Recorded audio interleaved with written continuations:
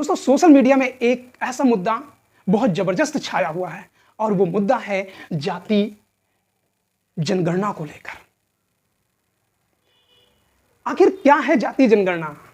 कौन से लोग इसका विरोध कर रहे हैं और समर्थन क्यों कर रहे हैं? इस मुद्दे को समझिएगा, बहुत इंटरेस्टिंग मुद्दा है। वैसे आप सबको पता है कि विपक्ष में बैठे हुए नेता, खासकर राहुल गांधी, अखिलेश यादव, तेजस्वी यादव और बहन जी जैसे नेता लगातार जाति जनगणना की मांग करती रही हैं। लेकिन अभी हाल ही में जब से मोदी जी ने जाति जनगणना की बात कह दी, पूरे सोशल मीडिया में ये बड़ी तेजी से फैल गया और कुछ लोग इसके विरोध में आ गए। आखिर विरोध में क्यों आए और कौन से लोग आए? आप पहचानिएगा, ये वही लोग हैं जो इस देश में दंगे फसाद करवाते रहे हैं, हिंदू मुस्लिम की राजनीति करते रहे हैं, मंदिर मस्जिद का मुद्दा उठाते रहे हैं कि आपस में सांप्रदायिक मुद्दे तेजी से फैलें, ध्रुवीकरण हो जाए, यानी एक बड़ा समूह हिंदू एक तरफ हो जाए, मुस्लिम एक तरफ हो जाए और अपनी सत्ता बनी रहे। कब्रों को खोदते थे, कपड़ों से पहचानते थे। अब वो लोग मोदी जी का विरोध कर रहे हैं, कह रहे हैं कि अगर मोदी जी ने जाति जनगणना करवाई तो इससे देश की एकता, अखंडता प्रभावित हो जाएगी। लोगों को उनके जो वास्तविक क्षमता है उस अनुसार उनको पद नहीं मिलेंगे। क्यों नहीं मिलेंगे? आप समझिए इस बात को।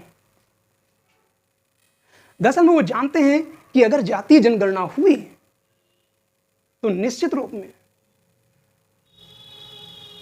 ओबीसी की आबादी 56% से अधिक निश्चित रूप से निकल आएगी।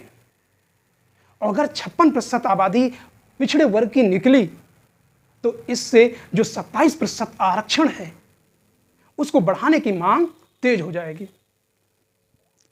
और जाहिर सी बात है, राजनीति के क्षेत्र में पिछड़ा वर्ग का प्रभुत्व लगातार हर दल में बना हुआ है। इसका परिणाम यह होगा कि यह आरक्षण का मांग का समर्थन भी हो जाएगा और परिणाम स्वरूप उनके अधिकारों में चुनौती हो जाएगी। और इस कारण वो लगातार अब इस मोदी जी की राजनीति, मोदी जी की नीति का विरोध करना शुरू कर दिया। अब वो सोशल मीडिया में लगातार लिख रहे हैं कि अगर जातीय जनगणना होगी तो देश की एकता, अखंडता टूट जाएगी। दोस्तों, मैं आपको बताना चाहता हूं, अगर जातीय जनगणना हुई तो समाज का जो अंतिम पायदान पर बैठा हुआ व्यक्ति है, खासकर दलित और पिछड़े वर्ग का व्यक्ति, जिसमें नाई समाज हो गया, बढ़ई हो गया, निषाद हो गया, लुहार हो गया, धोबी समाज हो गया, जिनके पास न भूमि है न कोई संसाधन है, अगर वो बिजनेस भी करते हैं, परचून की या किराना की दुकान भी खोल लेते हैं तो वहां कोई लेने जाने वाला नहीं होता है, और जाते हैं तो बहुत कम लोग। अर्थात समाज में उस अंतिम पायदान पर जो बैठे हुए समाज के वर्ग है उसको सबसे ज्यादा और जटिल चुनौतियों का सामना करना पड़ रहा है। दोस्तों, निश्चित रूप में जातीय जनगणना होना चाहिए और ये पता लगना चाहिए कि संसाधनों पर किसका सबसे ज्यादा अधिकार है और कौन सा वर्ग वंचित है, क्योंकि जातीय जनगणना के साथ साथ आर्थिक भी जनगणना होनी चाहिए। और आर्थिक जनगणना होगी तो ये पूरी तरीके से खुलकर आ जाएगा कि आखिर किस किस के पास अधिकार सीमित मात्रा में है, जीवन जीने के लिए नहीं है, रहने के लिए घर नहीं है। तो इससे जातीय जनगणना से उनको आने वाले समय में सरकार की योजनाओं में बेहतर लाभ मिल सकता है। दोस्तों, आपको ये वीडियो कैसे लगे? अच्छे लगे तो दोस्तों को शेयर करिए। Thank you.